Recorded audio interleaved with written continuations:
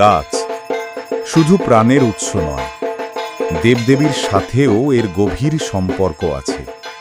আমাদের শাস্ত্র আর সংস্কৃতিতে প্রতিটি দেবতার সঙ্গে এক একটি বৃক্ষ জড়িয়ে আছে।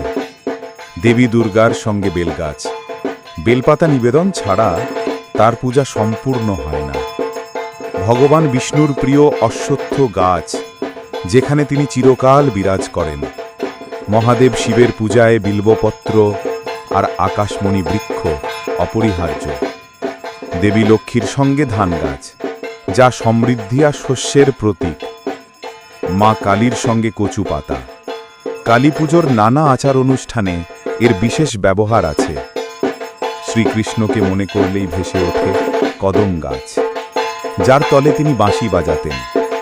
এইভাবেই প্রতিটি গাছ শুধু প্রকৃতির অঙ্গ নয়, আমাদের বিশ্বাস আর ভক্তির সেতুবন্ধন। তাই গাছ কেটে নয়, গাছ লাগিয়েই আমরা দেবতার আশীর্বাদ পাই। এই দুর্গাপুজোর মণ্ডপের থিমও আমাদের সেই কথাই মনে করিয়ে দেয়। প্রকৃতি মানেই দেবী, আর গাছ মানেই জীবন।